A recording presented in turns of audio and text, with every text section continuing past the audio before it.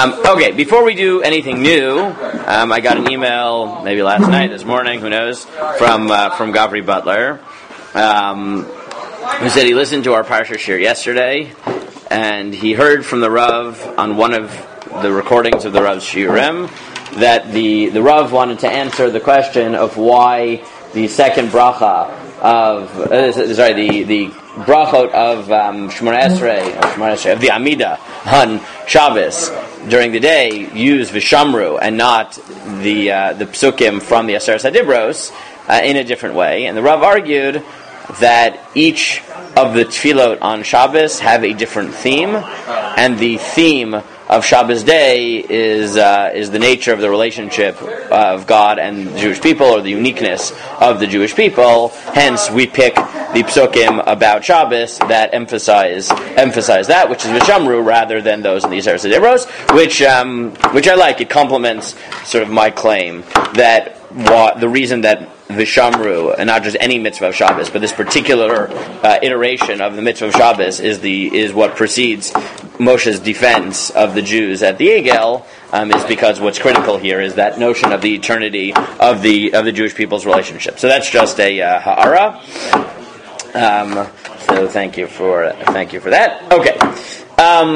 What would you guys like to do? Should we? We've touched on the beginning parts of it last week, right? The connection between the end of Tzatzaf and the beginning of Kitisa, and then we've talked about the Shamru. Though there are obviously other things to talk about in Vishamru, but we can now move, if you want, to the central story of the parsha, which is unfortunately the Egel. The Egel? Yes. Unfortunate. You should be like, unfortunately, it's the Egel, which picks up at beginning of Sheni. Okay, so let's pick up there a little bit. We'll see what we get done today. So, Vayitenu Moshe l'chaloto l'daber ito bahar Sinai shnei luchot ha'idut luchot even ktuvim be'etzba Elohim vayara am ki voshesh Moshe laredet min ha'ar vayikael am al Aharon vayamru elav Kum maseh lanu Elohim asher yalchu lefanenu ki zeh Moshe ha'ish asher ha'alanu me'eretz Mitzrayim lo yadanu me'hayelo. So let's just start with the beginning. What drives the Jewish people to the bizarreness of the Egel, whatever the sin is? What would you get just from those psukim, and what clues might you get into the psychology of the Jewish people just from those first few psukim? They don't think Moshe's coming back.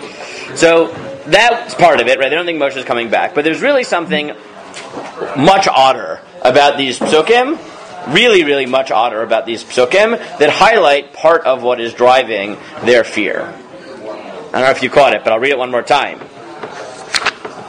Vayikael ha'am al Aharon, right? Because if you want to know, what is the first thing they say?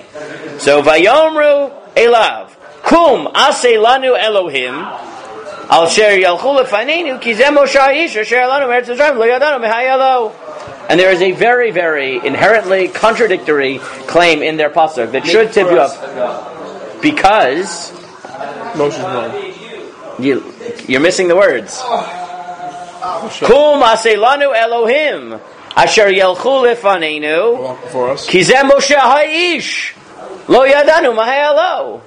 Because we don't know why. Right? That is are you listening to the contradiction of Psukim? Yeah. Make a God for us, because Moshe the man is missing. Mm-hmm. Right? Right? Aseh lanu Elohim, asher yelchu lefanenu, ki zeh Moshe ha'ish, asher lanu me'eretz Mitzrayim, lo yadanu mahayelo. Yep. Right? And you have to look at that pasuk and wonder what is going on, right? Right, meaning it's weird enough that they want an Elohim. It's more bizarre that they want an Elohim because Moshe Ha'ish is dead, right? Because Elohim here means like a judge. Good. So one direction is to say, look, right, that contradiction, right, the notion that what makes them panic is that Moshe Ha'ish is gone, and therefore they want to replace the leader, right, would indicate that, maybe Elohim here doesn't really mean God. Elohim means powerful person or leader, as it does elsewhere.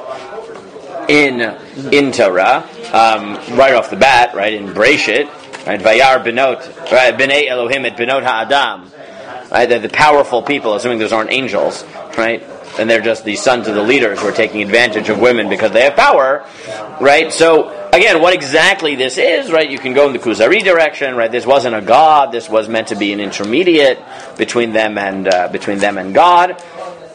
So that's one direction, and you see sort of the first clue that that's what's going on is that it isn't, right? You have two words. One of them has to give, right? They want an Elohim to replace an Ish, right? So if you go in the Kuzari direction, you weaken Elohim. Elohim doesn't mean a god; it means a powerful intermediate between the people and God, because Moshe is missing. That's one direction. Now, there's a few interesting things to note here, though. Well, what's another way of taking this, right?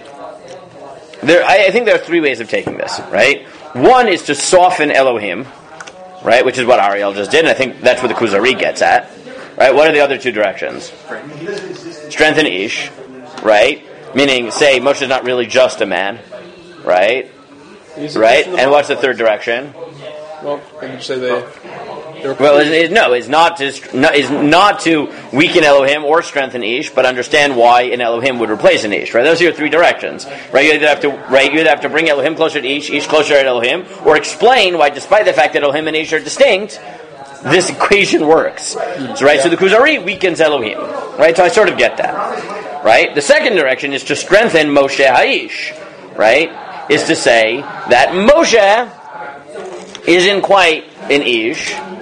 Right? The problem is that the reason they need an Elohim to replace Moshe is because Moshe is a god-like figure, a demigod.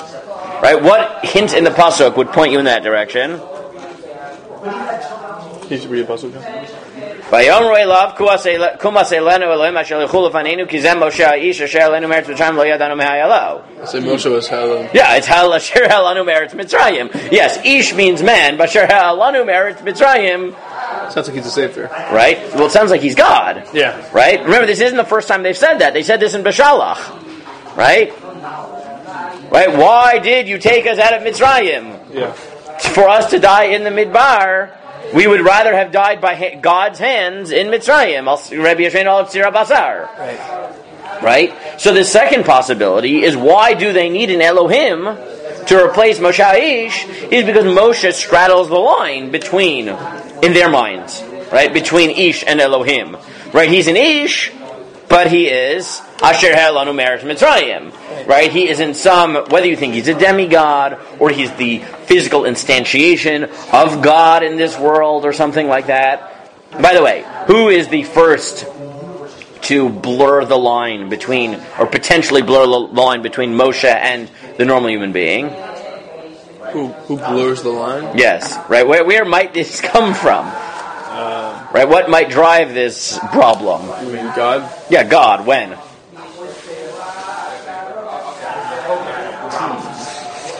In Shemot, what does he say to him? Right? When he's debating with him. Aaron, achicha yeh niviecha, and you will be for him. What's the pasuk? What does it say? Yes.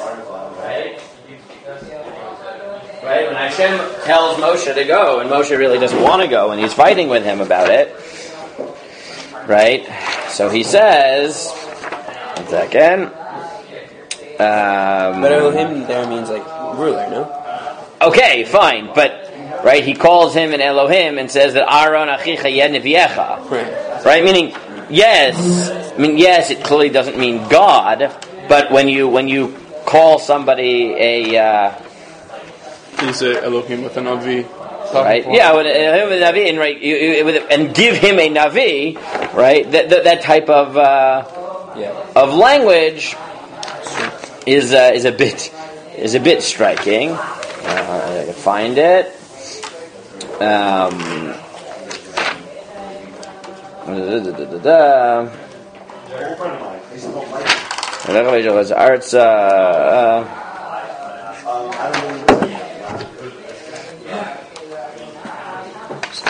You can wash the pan precisely. Of course. Anyways, whatever. I don't know which one it's in, and it's always very hard in Mikros Gedolos to find a place because you have to turn 10,000 pages. Yeah, it's not good finish for Rod. Yeah, no, it's not good for trying to find what it is. But so that's the second possibility. And what's the third possibility? They knew he was a person, but now they realized the person was inadequate. He's gone. Yeah, exactly. Right? Meaning the third possibility is that they fully aware that Moshe was only a person and intermediate to God, and that was the problem. Apparently he couldn't handle it. Right? Meaning, think about the way the Midrashim develop it. That they panic because they think Moshe's dead. Yeah. Right? But why is Moshe dead? Presumably because he couldn't handle being so close to God. Right. Which means that we thought that it was possible to have a human being who was a conduit to God, but apparently not. Because Moshe was such a great ish, right? He was Elanu Meretz Mitzrayim, he goes up and speaks with God, and now he's gone and he's dead. The only thing to replace it is an Elohim. Right? Right, and I think, if you trace the way the Mefarshim take it, you'll see that they divide basically into these three camps. Right? There are those like the Kuzari who say, right, and I think what's really driving them partially is if they're trying to replace Moshe, then why do they need an Elohim? Oh, it must be Elohim doesn't really mean God, it means intermediate. Right? Or, no, if they want an Elohim to replace Moshe, part of the problem must be that they have raised Moshe up to the status of demigod, and that's what's creating sort of this tension. Right? Or, no, they really did believe that Moshe was a person, a great person, and the chiddush was that they had they had this confidence that Moshe could successfully be the intermediate between them and God, and when he didn't return, they panicked and said it must be that it is impossible for a man to accomplish that, and therefore the only thing that we can have is an actual God, because no human being can actually fill that role. Right? Now the irony is that the consequence, and this is something that Yoshi Farajun points out, that the consequence of the Ched HaEgel is what? They died. Yes, but in terms of Moshe, right, since that's what we're focusing on, is that Moshe actually becomes godlike. Right? Moshe actually becomes godlike. Right? Because by the end of the story, right, Moshe, as we'll see, becomes even more of the main conduit between them and God, even more than he was before, so much so that what? They can't look at him. His face starts glowing. Right? Meaning, he literally becomes, right? Like the way we relate to God at Har Sinai is you can't touch it, you can't look, there's clouds, there's whatever. Moshe has to put a mask on his own face. Right? It's a pasuk. Did I miss this? It's a pasuk. He wore a mask because they couldn't look at his face. Wow. Right? Meaning, ad kedei kach. Right? Meaning, the irony of the whole thing is that Moshe's defense of the Jewish people and that whole process he goes through actually raises him to such a level that, in fact, that fear is actualized. That Moshe ends up crossing that line from mere human to godlike, demigod person. Right? Now, whether you actually think that in a theological sense, I don't mean that in a theological sense. I mean in a practical sense, that the way they are forced to relate to him from now on is the way they are God, meaning we physically can't approach you. Right? Not just like you're great, like physically we can't look at your face because it is so imbibed divinity. Right? So that's what Yoshi Farajun points out, that the irony of the whole thing, right, is that part of what generates the problem, which is this blurring the line between Moshe and God, ends up being the consequence of that very sin. Right? Yeah. So we'll explore that more.